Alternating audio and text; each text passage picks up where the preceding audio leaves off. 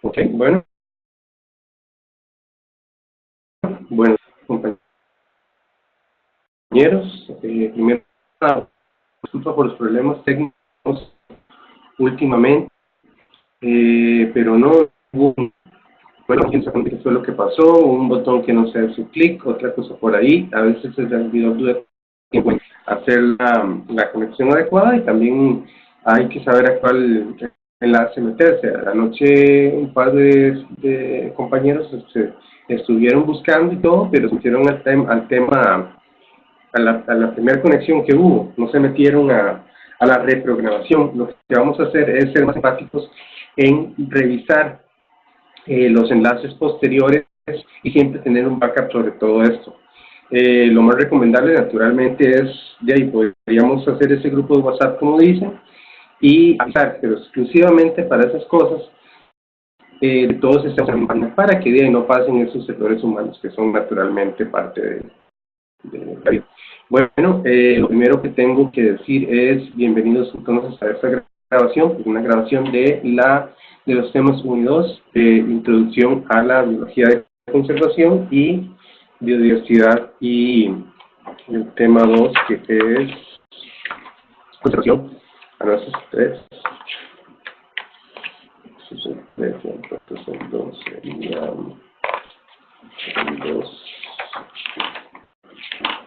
el 2 que es conservación de poblaciones, es que va a ser bastante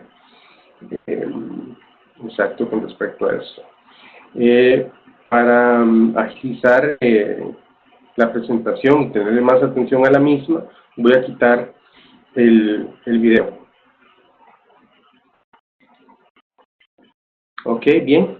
Entonces, bienvenidos a la introducción de la biología y la conservación. Lo primero es el concepto de biología de conservación. De acuerdo al texto, se provee fundamentos técnicos requeridos para orientar las acciones de conservación y biodiversidad. La biología de la conservación es multidisciplinaria. ¿Qué quiere decir eso? No podemos tomar solamente ciertos lineamientos de una disciplina y aplicarlos sin tomar en cuenta aspectos geográficos, sociales, económicos, porque todos son influencia en todo. ¿Por qué?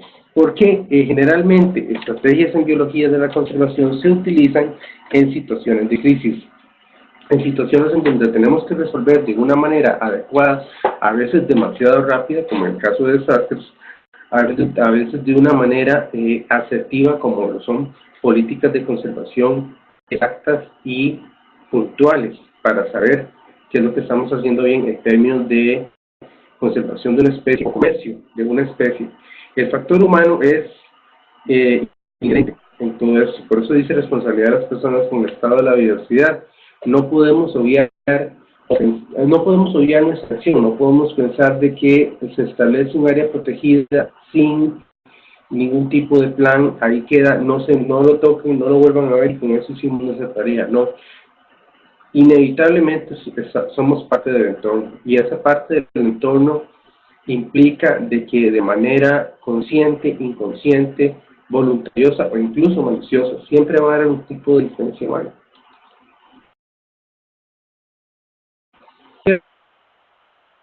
Ya sabemos cómo empezamos a palparlo. Tenemos que tener en cuenta cuáles son los principios orientadores de esta disciplina.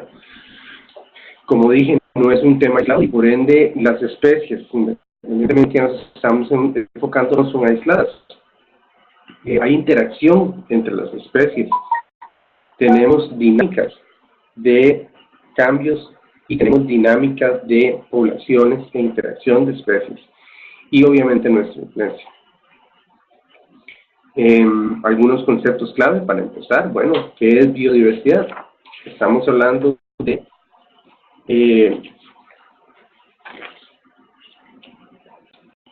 que para conservar hay que saber exactamente qué es lo que estamos conservando. El primer término que tenemos que tener en cuenta es biodiversidad.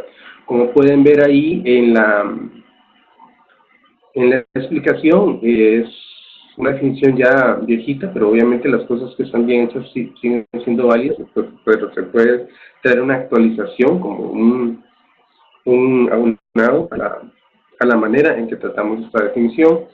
Biodiversidad aceptada como la variabilidad de organismos vivos de cualquier fuente, incluidos, entre otras cosas, los ecosistemas terrestres, marinos y otros ecosistemas acuáticos, y los complejos ecológicos de los cuales forman parte. Hay que tener en cuenta que no estamos hablando de especies o la variedad de especies, también es un ambiente. Un ecosistema puede ser la relación, o es la relación entre de los seres vivos y el entorno donde viven, pero el ecosistema en sí mismo también es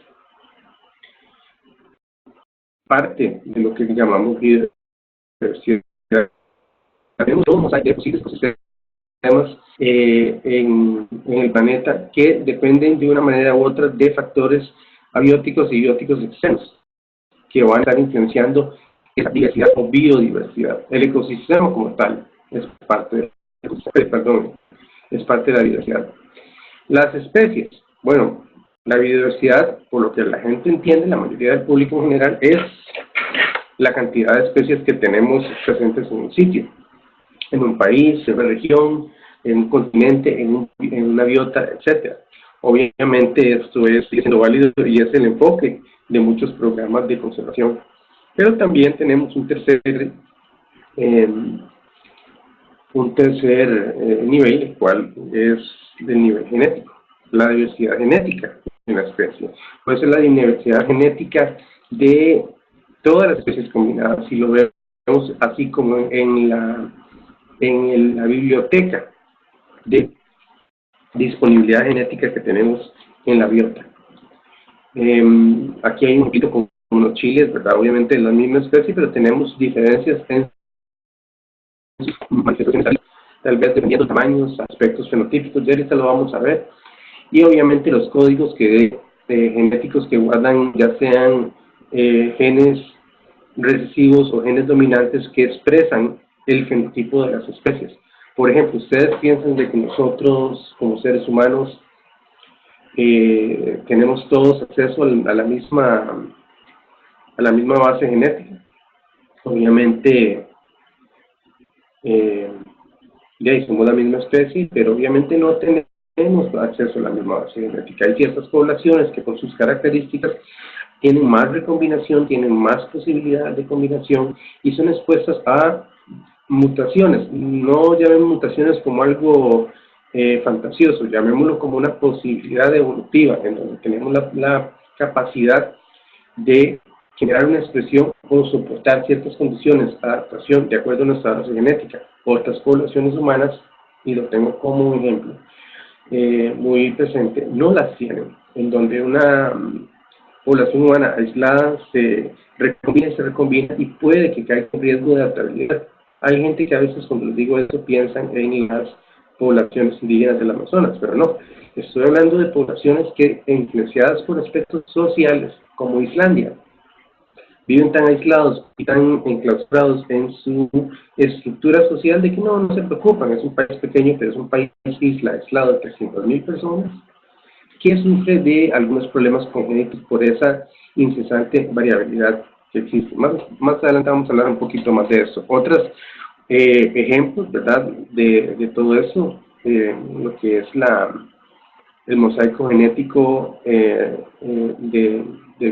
biodiversidad genética, ya sean extremos a aislamiento o extremos a alta recombinación, lo podemos ver con ciertas especies de plantas, de acuerdo incluso a manipulación por nosotros mismos. Algunas especies han sido más proliferantes porque exactamente son las que nosotros consumimos y entonces tal variabilidad o tal perfil genético es utilizado más que otros.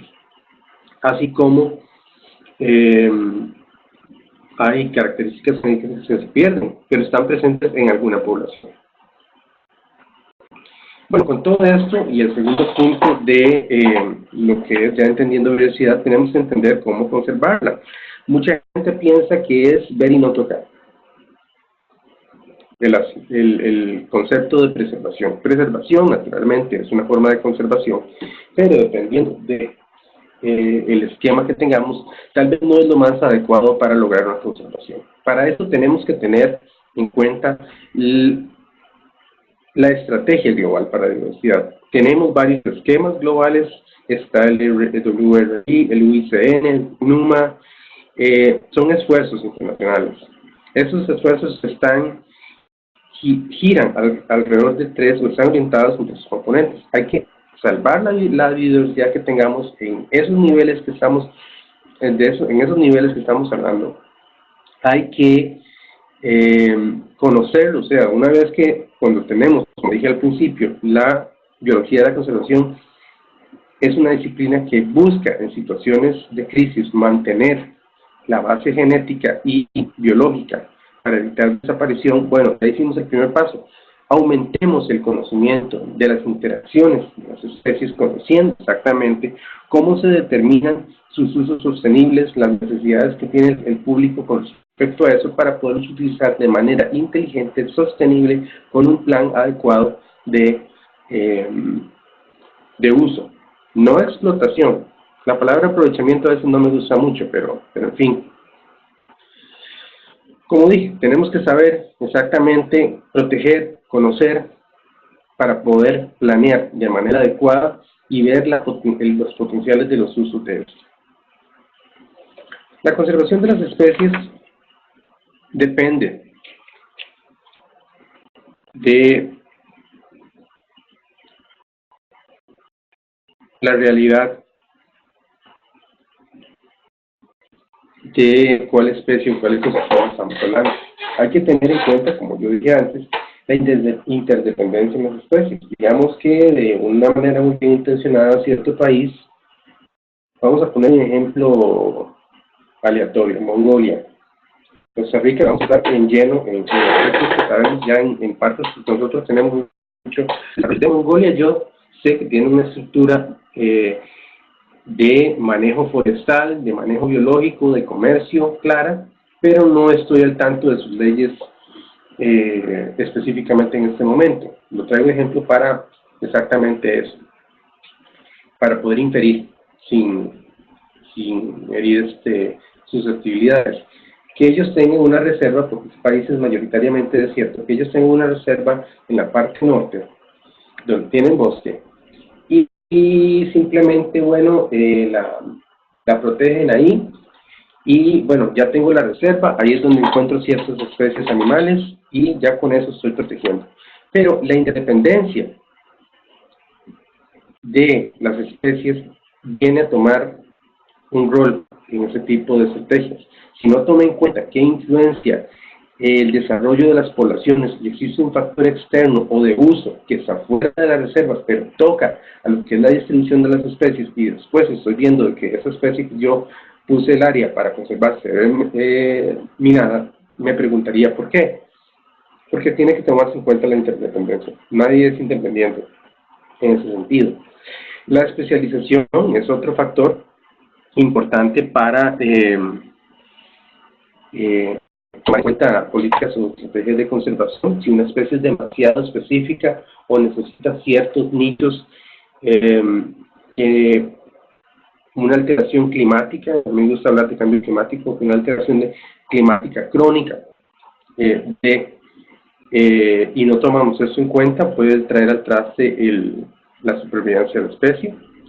Hay que ver exactamente el funcionamiento del ecosistema para tomar en cuenta esas estrategias de conservación, como lo dije antes, el desplazamiento o desaparición, que es lo que está influenciando esto, cambios en factores alimenticios o cambios en floración y cambios en fructificación van a dar cambios en factores alimenticios o la disponibilidad de alimento para ciertas especies en cierta época o no, y va a hacer que esa especie se desplace, haciendo de que, por ejemplo, tal vez el área que yo tenía programada o la estrategia que yo tenía programada de conservación no sea la más efectiva porque no se toma en cuenta ese delta de situaciones.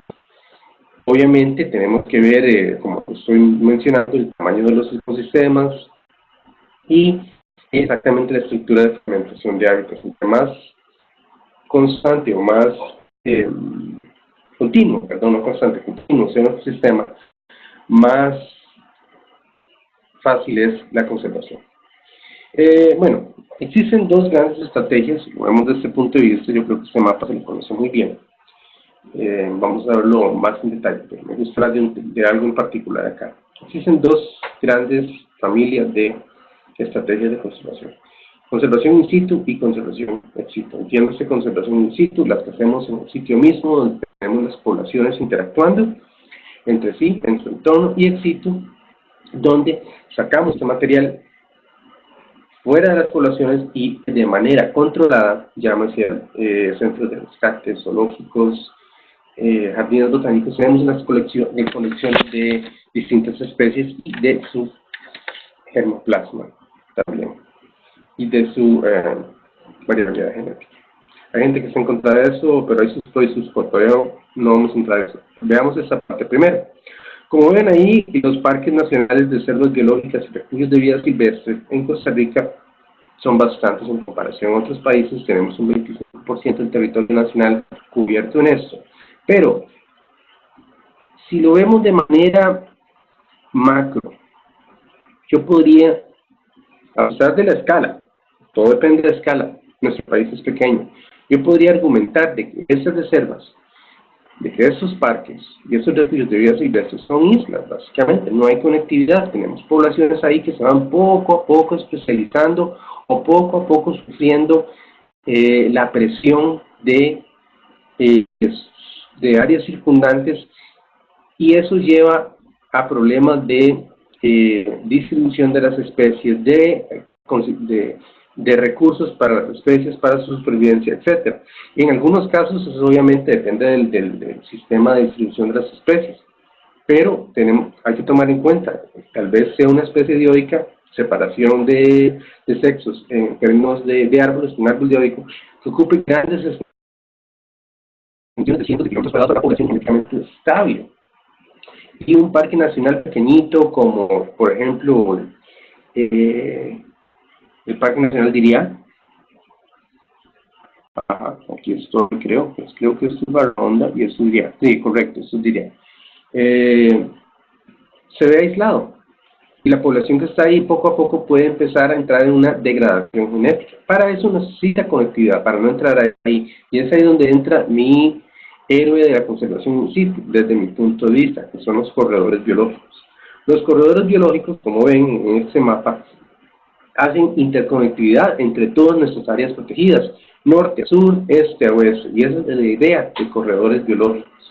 En las áreas en gris, naturalmente va a decir, ¿pero qué pasa con eso? Bueno, son o áreas productivas, agrícolas, o áreas no prioritarias para corredores biológicos por su posición geográfica, no generan conectividad adecuada, o áreas urbanas, o áreas de difícil acceso.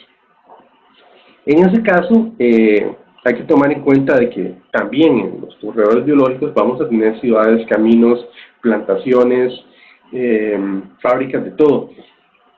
Pero en el Sistema Nacional de Áreas de Conservación, la estrategia de corredores biológicos tiende a buscar cómo lograr el aumento de cobertura para lograr una conectividad. No es de que vamos ahí y hacemos una franja de arbolitos y la sembramos y ese es el corredor. No, eso lo tenemos muy en cuenta. Pero podemos ver un parche de cobertura más allá de las áreas protegidas que ayude a el tránsito de especies, al tránsito de germoplasma, no necesariamente especies animales. A mí me gusta mucho el ejemplo, por ejemplo, en el Parque Nacional diría las poblaciones de Albata Paliata. ¿A dónde van? Empiezan a bajar obviamente por las cuencas de los ríos. Salen del parque o se van por el río Diriá o se van por el río en medio y siguen caminando poco a poco a tratar de llegar a otra área boscosa mayor. ¿Cuál es la otra área boscosa en términos de áreas silvestres protegidas? Barahonda, cerca del Parque Nacional Diriá. Eso es bastante largo, pero en el transcurso de meses, en el transcurso de algo, sabiendo exactamente cuál es el comportamiento que se tiene, los biólogos lo saben, cuál es la distribución de esa especie en el tiempo durante un año en busca de alimento, con el cambio de las estaciones, con el cambio de los niveles de freáticos de los ríos. Eso sí, por un ejemplo rápido y fácil. Pero ¿qué tal la distribución a través del tiempo de una especie para ir colonizando nuevas áreas que encuentran favorable para su establecimiento, los árboles, por ejemplo, algún tipo de plantas. Recordemos de que nuestra actividad viene a entorpecer a veces una distribución natural paulatina que evolutivamente es favorable para una especie o que se fue por ahí por ciertas condiciones. El arbolito no sabe en dónde está, es simplemente dice, no, a mí no me gusta estar en Punta Arenas porque hay tal cosa, no. Simplemente las condiciones adecuadas dan para que el ecosistema logre aumentar su extensión y así las posibilidades de la biodiversidad del mismo.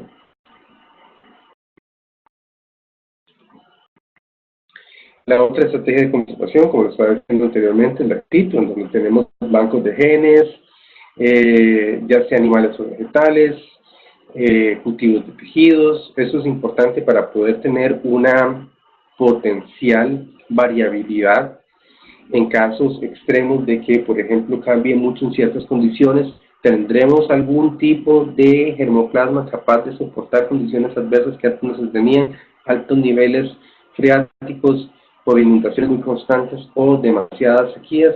Podemos tener eso, las poblaciones que están ahí están siendo resistentes o no. Una recombinación de genes puede despertar, sí o no, alelos recesivos que ayuden a esa adaptabilidad. Para eso podemos hacer mano de esos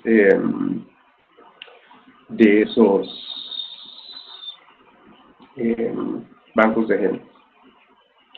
Ahora, como lo dije al principio, no estamos aislados. O sea, aquí tenemos que tener en cuenta de que la biología de la conservación depende de la dimensión económica que se tenga.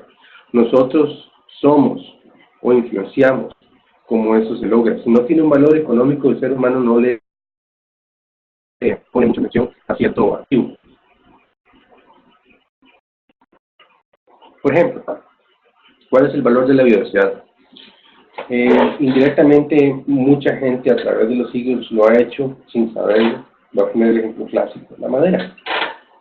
Dependiendo del tipo de especie que se explote, así va a ser, dependiendo de la especie que se explote, así va a ser su valor económico. Dependiendo de la abundancia de esa especie, así también va a ser su valor económico. No es lo mismo vender madero negro que vender Guayacán real. Primero que nada, el Guayacán real está vedado. Y el madero negro, tal vez no tenga las características estructurales y anatómicas de una manera preciosa, altamente dura. Entonces todo depende de eso, y ahí va ese valor. Pero hay otro montón de usos y productos y bienes que pueden ser usados a partir de la biodiversidad que necesitan una valoración adecuada. A veces se hace un reflejo de valoración porque no existe un mercado como tal. Realmente estamos amarrados a nuestra conceptualidad humana de qué es valuable y qué no.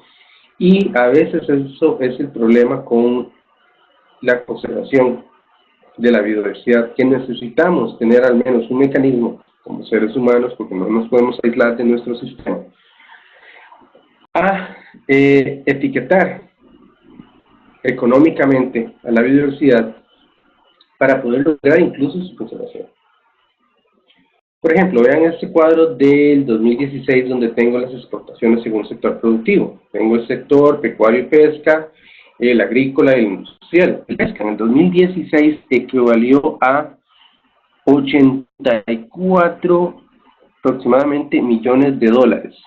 Eso apenas fue un 0.08% del total de los productos exportables. Ahora, ¿por qué es importante tener eso en cuenta? A pesar de que el porcentaje es poco, y bueno, 84 millones de dólares por año para mí es mucha plata, ¿verdad? Pero para el comercio nacional tal vez no. Si yo no tengo programas adecuados de conservación, no tengo programas de pesca sostenible, yo puedo decimar totalmente poblaciones. Si le doy cabida a que un comerciante logre el máxima ganancia al corto plazo, y no importa el resto, porque hay que vender. Bueno, acordate que estás trabajando con un recurso finito que necesita su renovación, en el caso de la pesca. Lo mismo podríamos decir, en términos agrícolas. Tenemos frutas y hortalizas, café, etcétera. Pero el café hay por todo lado, café, etcétera, etcétera. Pero el café tiene problemas que tenemos que tomar en cuenta para su comercialización. Primero que nada, es un producto de alta importancia para el país, y a pesar de que lo tenemos en abundancia en las zonas altas y en las zonas tradicionales, el café, acuérdense que sufre del el clásico problema de la roya. El catia, por ejemplo, tiene un banco de germoplasma de café y tiene variedades, y ha estado desarrollando variedades resistentes a roya, y es por eso que necesita ese banco de germoplasma ahí para poder afrontar problemas potenciales de plagas y enfermedades y de adaptabilidad que necesita el cultivo. Eso es importante para mantener eso, a pesar de que es, por decirlo así, sentado, que no va a estar amenazado. Su biodiversidad es importante, porque su biodiversidad, si no se toma en cuenta, el cultivo se puede ver amenazado. Lo mismo la pesca, ya es un ejemplo bastante clásico. Y así hay un montón de productos, incluso en el área industrial, pensando en productos minerales no metálicos o productos minerales metálicos. ¿Qué tal si no regulamos no regulamos una explotación adecuada? Podemos destruir un hábitat que va a tener toda una cadena de eventos que va a generar adversidades para las especies que dependen de este sistema. Entonces, incluso una producción eh, regulada por temas de comercio necesita tener en cuenta aspectos de biología de conservación. Si no, no puede haber éxito en sus agendas comerciales. Para nosotros, lo importante es tener éxito en nuestras agendas de conservación. Pero últimamente, insisto, estamos conectados. Ya hemos hablado de esto, ¿verdad? Los alimentos vienen producidos o suministrados por los ecosistemas. Tenemos el germoplasma, agricultura, leña, agua, naturalmente. Todo eso tiene un valor, pero a veces, por ejemplo, en el caso del agua, no se valora lo que tiene que, no se valora demasiado. Y sin agua no hacemos nada. Ayer estaba en una charla sobre objetivos de diversidad global de la ONU, y el conferencista nos decía, bueno, vean esta botella de agua, la botellita de agua que uno compra en cualquier súper, etcétera, en pulpería, se gastan 7 litros de agua para producir medio litro de agua. Vean esta fotito determinada. Si el agua está disponible en nuestro país, ¿por qué tenemos que seguir modas de consumo que realmente no son necesarias? Podemos ir al tubo y llenar la botella de, de plástico, a la que te la compraste una vez. Yo no voy a decir que no lo hago, o sea, no hay que tírenme la piedra porque soy culpable en ese caso. Cuando voy de gira, a veces necesito agua aquí y no me traen mis botellas congeladas, tengo que comprarlo, si no me deshidrato y no puedo trabajar. Pero deberíamos de caer en la costumbre de que hay ciertos hábitos de consumo que deciman el abastecimiento de bienes y servicios de los ecosistemas. Hay que saber utilizarlo inteligentemente. El ecosistema, si lo sobreexplotamos, no podemos tener los beneficios de regulación, que son beneficios indirectos, en los cuales tenemos control de erosión, estabilidad de nichos y control de posibles desastres. Estos bienes no se les da la adecuada valoración, excepto en ciertos casos donde se mueven políticas, ya lo vamos a ver, como para servicios ambientales que ayudan en ese esquema, pero realmente no son tan capables para el público. Y todos tenemos que tener una realidad para poder, una realidad de cómo se puede conservar o qué es lo que vale un servicio del ecosistema para poderlo entender, y la gente a veces no la tiene. Aspectos culturales, bueno, aquí tenemos un ejemplo de gente viviendo orcas. Para los Inuit en Canadá es bastante importante. ¿Qué aspecto cultural podemos nosotros pensar para Costa Rica que la biodiversidad sobre la cual la biodiversidad tiene efecto? Si yo no tengo una floración adecuada del grupo de orquídeas, le falta algo al traje típico, le falta la flor en la cabeza a ese vestido precioso. en marzo, en abril, en fiestas típicas, en bailes típicos, con marimbas atrás. Si no tengo floraciones adecuadas, no llegan distintas especies de aves que exaltan o han sido exaltadas en valores culturales tradicionales, la sociedad costarricense del siglo XIX para acá. Entonces también tenemos un efecto en nuestro desarrollo cultural gracias a el bienestar de los ecosistemas. Ok, otra valoración de los ecosistemas, como estaba diciendo hace rato, pago de servicios ambientales. Ellos provisionan servicios que hasta ahora, cuando digo ahora, 20 años, que empiezan a valorar, tal vez todavía no de manera adecuada. O sea, no es lo mismo tener un bosque en crecimiento inicial, tipo Tacotal en Guanacaste, a tener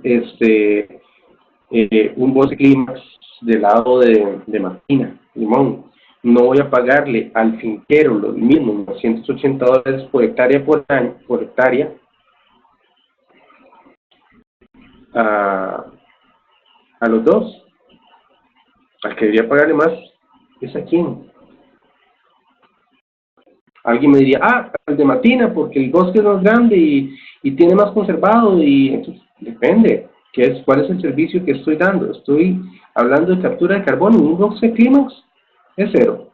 Pero el bosque de inicio en Guanacaste tiene más tasa de captura de CO2, en teoría, a pesar de ser a pesar de estar en un sistema de crecimiento lento, en comparación a otro, que el bosque Matina, ¿verdad? ¿Por qué? Depende del servicio y la tasa de provisión de su servicio. A veces las cosas están mal enfocadas. Pero en términos de agua, el de Matina obviamente provee una bomba de agua más estable. La única es demasiado relativa también. Tal vez por eso es que se ha homogeneizado eso. Tal vez por un servicio que está muy bien enfocado. Hay que enfocar las cosas. Veamos que los servicios del ecosistema, pues abastecimiento, regulación, servicios culturales, las funciones del ecosistema, y dependen del componente humano con el cual estén interactuando.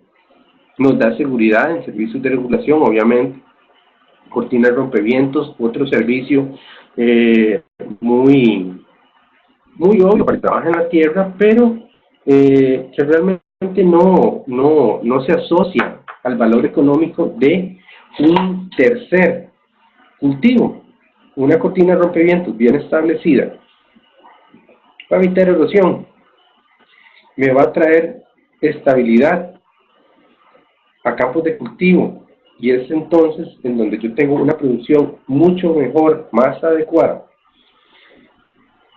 Podré cobrar más por ese producto agrícola que en teoría no tenía nada que ver con la biodiversidad o con la regulación de los ecosistemas.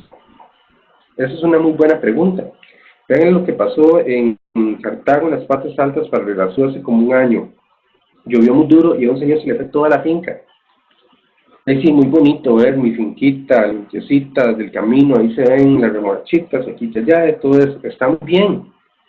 Pero por falta de una regulación, porque allá arriba está pelado, y eso es un desastre en términos de prácticas agrícolas.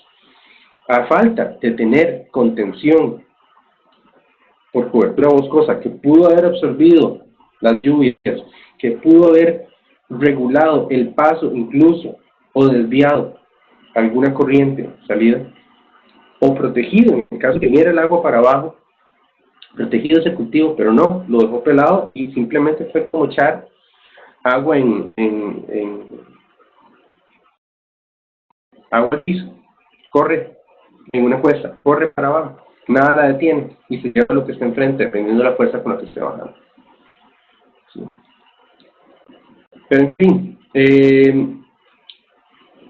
como dije, nosotros tenemos que valorar también los servicios ecosistémicos. Tenemos que la ley forestal trae los 4 que estaba yo hablando: mitigación de gases de efecto invernadero, no todos los bosques crecen iguales, protección, producción de agua para uso urbano, rural o hidroeléctrico. No es solamente el hecho de sembrar arbolitos, hay que ver exactamente cuáles son las tasas de crecimiento, cuáles las zonas de amortiguación en las que están, qué especies están ahí, protección de la biodiversidad, a veces subvalorado en esta ley desde mi punto de vista, porque como forestal, yo soy ingeniero forestal, como se los presenté en la introducción del curso, no me acuerdo vehementemente que algún colega me haya comentado sobre, mira, yo metí tantas hectáreas para protección de la. Se puede averiguar, podemos ir al colegio de ingenieros agrónomos y pedir un reporte de regencias por protección de la universidad. Eso es bastante interesante, y más o menos ver exactamente cuáles son los efectos reales de la valoración real de esos servicios ambientales. Lo mismo con conservación de belleza escénica. Podemos argumentar que los cipreses en la parte de arriba de Heredia son bonitos, por supuesto, a mí me encanta caminar ahí, todo lo que usted quiera, pero son especies exóticas, a pesar de estar casi 200 años acá, de que han desplazado ecosistemas. Todo es muy relativo, pero qué bien que tenemos esto, porque no tenerlo sería un desastre. Ahora, hablando de qué tenemos y qué no tenemos, existe un marco legal para la conservación de la biodiversidad en Costa Rica. Nosotros tenemos un enfoque interdisciplinario, tenemos una estructura de leyes internacionales, interamericanas y nacionales. Por ejemplo, estamos adheridos a la Convención Ramsar sobre humedales, al convenio CITES, que vigila la comercialización de especies en peligro de extinción, de flora y fauna. En esta yo soy miembro, por cierto, por parte de otra institución, y ahí, sin una base científica del estado de población, del estado de conservación, nosotros no podemos tomar una decisión. Llegan peticiones para comercio de ciertas especies, y en ciertos casos hay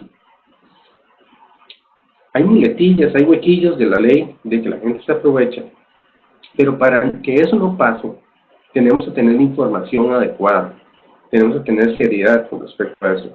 No es una decisión al albedrío, es simplemente, es una decisión informada, como toda decisión, que lleva a una buena política o a una buena decisión para aumentar las posibilidades de conservación de una especie u otra, uso y ecosistema. En términos centroamericanos, estamos obviamente en dos, ¿verdad?, que tienen que ver con áreas silvestres protegidas y biodiversidad, y en normativa nacional nosotros estamos años luz adelante de muchos países. No estoy hablando de Centroamérica nada más, estoy hablando también de grandes potencias mundiales. No viene el caso de decir cuál. No es solamente tener parques nacionales, es tener un buen plan de manejo de las áreas silvestres protegidas. Naturalmente, el establecimiento de nuestros parques, la ley forestal y la ley orgánica del ambiente ayudan mucho porque también regulan fuera de esos parques y de esas áreas silvestres protegidas los recursos de la biodiversidad. Y naturalmente todo eso está enmarcado en lo que es el marco institucional del país. Dentro del Ministerio de Ambiente y Energía tenemos el Sistema Nacional de Áreas de Conservación, que tiene sus planes para cada área de conservación y su responsabilidad para cada uno de estos. A veces la gente que es de afuera se queda, señor, pero ¿cómo? Ustedes tienen áreas de conservación, pero no mismo que los parques nacionales. No, es simplemente una división administrativa. Todo el país está cubierto en ellas, todo el país le pertenece. Entonces depende del tipo de recursos, porque estas áreas se trazaron de acuerdo no solamente a aspectos geográficos, sino también a aspectos ecosistémicos inherentes. A veces a mí me gusta verlo así, que esas serían las verdaderas provincias, si hubiéramos tomado en cuenta los ecosistemas para hacer esas divisiones geopolíticas. Ahora, entrando a la segunda parte, que es conservación de especies, de poblaciones de especies, bueno, tenemos que tener información de lo que significa la diversidad genética. ¿Qué tan importante es el concepto de diversidad genética? La diversidad genética, analizando y estudios del caso, ayuda a lo que es la adaptación. Yo estaba hablando hace poco del ejemplo, al principio, del ejemplo de diversidad humana. Podemos verlo también desde el principio de otras especies. Si yo tengo pérdida de diversidad genética, voy a sufrir problemas de adaptación a condiciones adversas no constantes o no esperadas. Se darán problemas de colonización, pueden haber paros a cierta evolución. Cuando llamamos evolución, llamémoslo el intercambio del germoplasma o intercambio genético que me hubiera ayudado a tal vez tener unas características inherentes que me ayuden a conocer otros lados, y obviamente la biblioteca genética se ve muy reducida. Si yo tengo problemas de adaptación porque mi diversidad genética no me lo permite, tal vez el aumento de temperatura solamente 1 grado puede hacer de que ciertas especies no se establezcan en un nicho que fácilmente se hubieran podido establecer. Hay que tener en cuenta también que la diversidad genética viene a nivel de individuos, poblaciones y especies.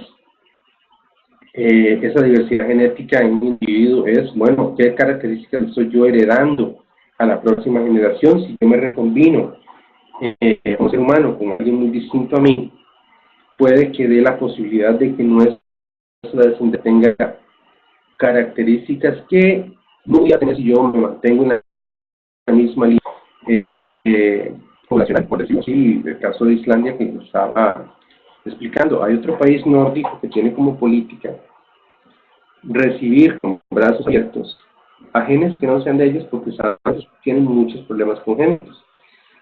Pero el problema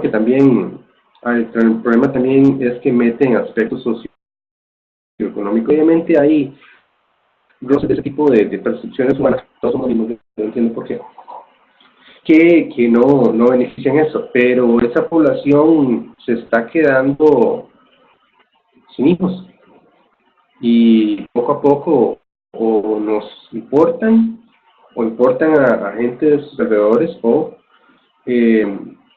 van a sufrir consecuencias de decimación del banco genético. Pero eso también, obviamente, y eso también pasa en toda aspecto. Si tenemos una población muy aislada, tenemos dos posibilidades. Esa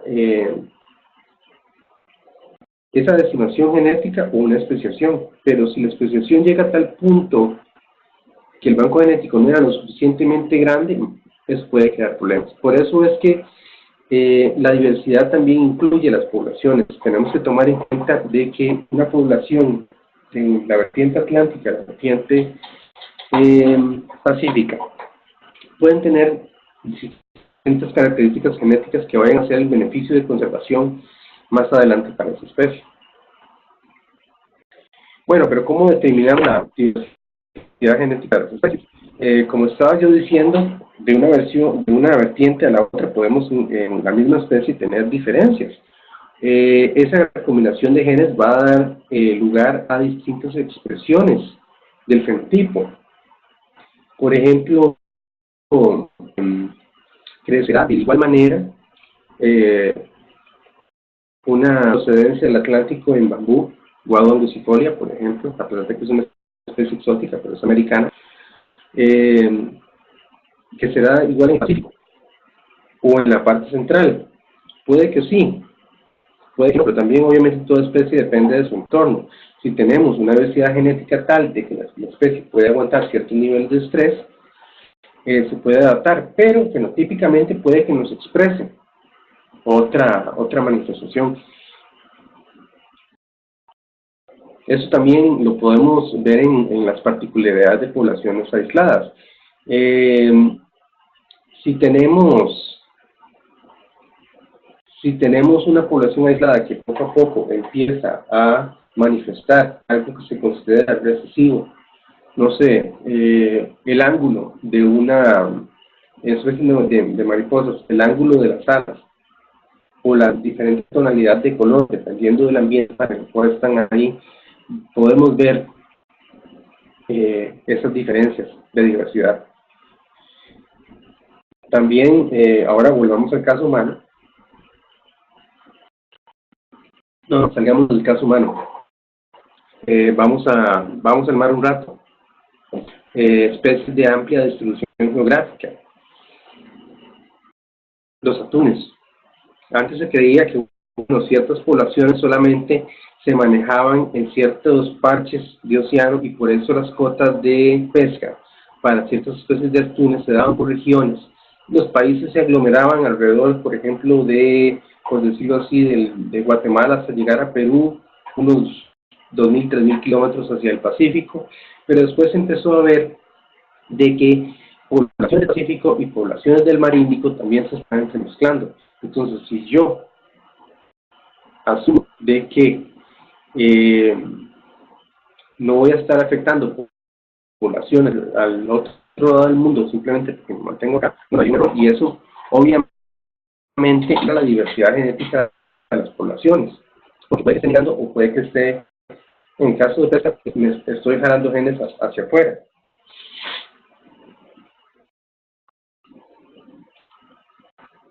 Bueno, también la diversidad de las especies, y esto más o menos amarrémoslo con lo último que estaba diciendo, está determinada por ciertas hipótesis. Productividad, la hipótesis de productividad, la estructural, la de la competencia, depredación, estabilidad y la temporal. Eso es interesante. Veamos el siguiente, productividad. Dice, entre más productivo es un ecosistema que más energía, más o menos tienen la posibilidad de compartir el mismo espacio. Ahora, ¿qué es productividad? La productividad también depende, bueno, aquí dice energía, también depende exactamente de qué tipo de ecosistema estamos hablando. Es innegable que un bosque tropical es más diverso que un bosque templado o un bosque boreal. Veámoslo con un entorno. Ahí estamos aumentando la posibilidad de la ocurrencia de una especie, por eso mismo. Pero también tenemos que tener en cuenta aspectos de dispersión de las especies. No solamente de la especie vegetal, sino de otra especie animal que va a traer consecuencias en la cadena trófica. Un bosque boreal puede ser muy productivo, pero por las condiciones de adaptabilidad evolutiva, solamente ciertas especies viven ahí. Esas especies pueden producir alimento para especies migratorias que ocupan ambientes más frescos o simplemente cambiar de ciertos ambientes porque en otras áreas tropicales y templadas la floración y la fructificación no está lista para ellas, entonces se mueven allá. Y eso tiene consecuencias en lo que es la distribución de especies con amplio rango, la depredación, todo esto. Qué tan estable está el ecosistema es algo importante. También, si tenemos un ecosistema continuo, sin perturbaciones, tenemos más posibilidad de una amplia diversidad de especies.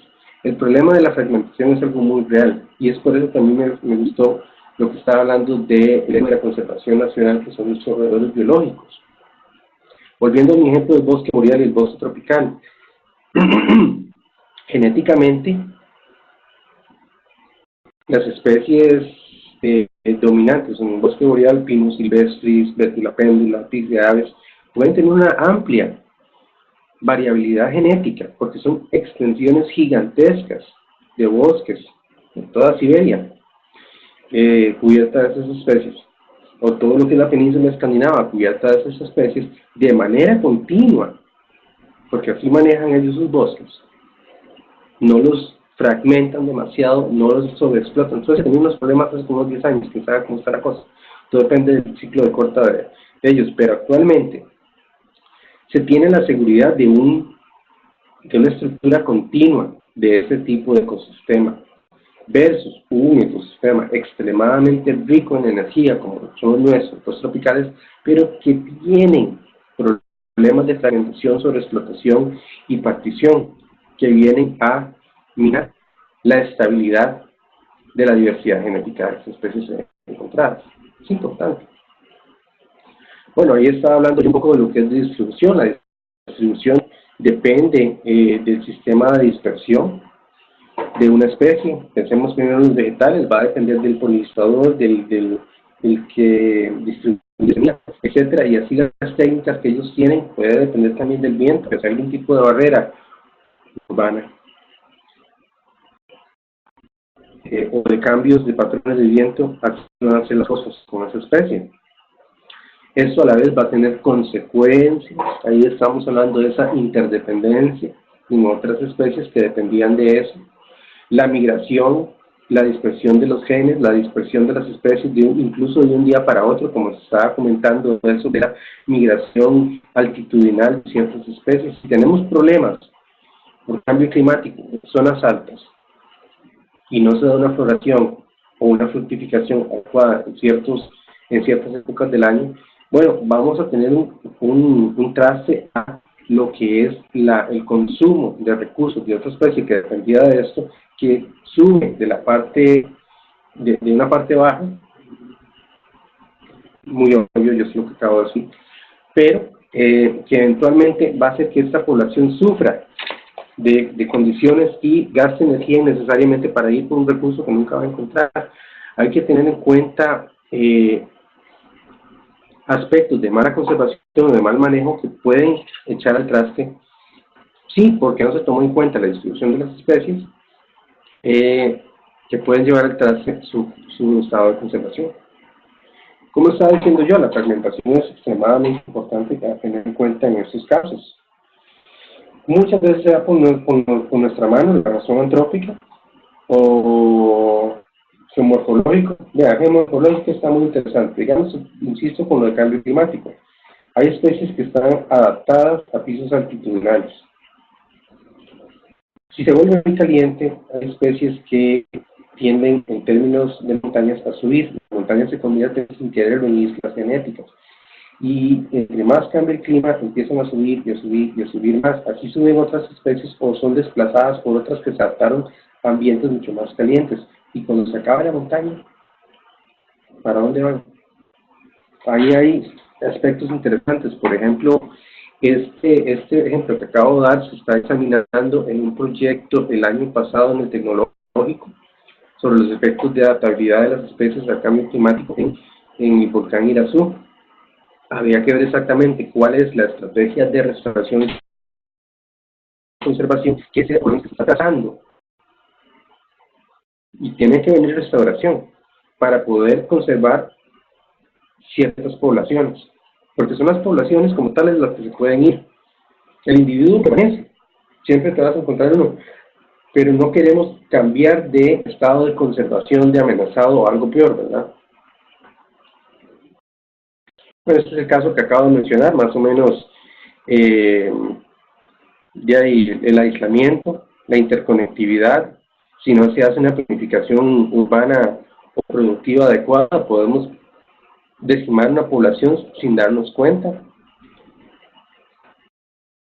Las consecuencias son muy obvias, ¿verdad? Obviamente vamos a tener extinción de nichos, extinción de especies en sí mismas, favorecimientos para otras de mayor adaptación. Nosotros, el ser humano, es adaptable a todo, pero otras especies no. Ya mencioné el aspecto de las islas, ya para ir terminando. Una reducción física del área. Me gustaría, por ejemplo, pasarles, si es posible, algunos ejemplos de consecuencias de fragmentación que encontré. Por la naturaleza de la grabación actual, no las puedo enseñar ahora. Ayer las tenía y obviamente conservé y se las voy a enviar, de los efectos de fragmentación en boscosa, en poblaciones de peces. Muy interesante, muy interesante. Para tenerse en cuenta. Hay relaciones que uno a veces no hace, pero de eso se trata, que abramos la posibilidad de explorar ese tipo de posibilidades para ver aspectos de conservación adecuados. Porque si no, podemos tener poco a poco adecuarnos a que haya más presión y más presión y más presión hasta llegar a la palabra extinción, que es lo que realmente no queremos, ¿verdad? Aquí hay unos factores que aceleran peligros de extinción tanto para especies animales como para vegetales. Ya habíamos hablado de la complejidad, como lo dice en el libro, el endemismo, la necesidad del área por el tamaño de la especie, cuáles son los aspectos de polinización, la abundancia, la disminución, la partición del hábitat, diversificación sexual de los individuos. ¿Qué tal si yo tengo, y este es el caso más interesante, es poblaciones de pilón? El pilón, que es una especie dioica, pues aquí que tienen los sexos separados en árboles. Si yo tengo un área con una área de 300 hectáreas, y ahora tengo otra finca de 400 hectáreas, o 300 hectáreas, y ahí, para el pilón eso no es nada. Tiene una frecuencia que no está amenazada en el área, en estos 700 hectáreas, pero los planes de manejo se optimizan y dicen, bueno, sí, hay bastante pilón, aquí no sé qué, no sé cuánto, la frecuencia de la especie es bastante, etcétera. Y si no se toma en cuenta la naturaleza del comportamiento poblacional, o sea, el hecho de que sea dioica, y usted porque solamente se puede hacer por la flor, en un área se devoló porque se lo permitieron, el plan de manejo, todas los machos, por decirlo así, de esa especie, quedó en buena frecuencia y abundancia en 700 hectáreas, a pesar de estar dividido en dos fincas, pero no tiene manera de permanecer a futuro en el aire porque la regeneración la destruiste, porque no se tomó en cuenta esta biología de las especies. Eso sí también, pongamos encima el ejemplo del pilón, problemas de sincronía de floración por efectos del cambio climático. Se fue la especie. ¿Okay? Por eso tenemos que tomar en cuenta todos los aspectos. El tamaño mínimo, el mismo, las características de la especie. Y finalmente, como lo estaba diciendo, bueno, también hay que tener en cuenta que hay especies exóticas que son oportunistas, que tienen facilidad de adaptación, facilidad de predación, compiten por el alimento. También encontré un ejemplo muy interesante de una muy buena idea que terminó siendo un desastre. Para establecer áreas de estabilidad en zonas costeras en Hawái, se trajeron Rhizophora mangles de Miami al principio del siglo XX. Actualmente es un problema porque es un desplazamiento enorme de, obviamente, cualquier otra especie que estaba ahí. La única manera sería arrancarlas todas, pero también hay cosas. ¿Por qué lo estoy diciendo así? Usted arrancaría todos los cipreses que están en Heredia. Se ve muy bonito las montañas de la zona de los Santos con cipresito y huele rico, etcétera, etcétera, pero recordemos que es una especie exótica. Ahora es parte de nuestro entorno y tiene un beneficio económico obvio. Hay presiones de todos los sectores, dependiendo de qué tipo de utilización se le dé, pero la adaptabilidad de las exóticas son aspectos que hay que tomar en cuenta en conservación para no degradar el ecosistema. Bueno, con eso les quiero decir muchas gracias por la atención. Discúlpenme los problemas técnicos y lo que vamos a hacer es poner este enlace en la página del curso para que esté disponible. Voy a seguir haciendo las consultas del caso con respecto a aspectos técnicos para la siguiente tutoría. No se preocupen, ahí estamos acompañándonos y sigamos viendo en el curso. Por favor, lean el material, veámonos más a menudo. ¿Ok? Hasta luego.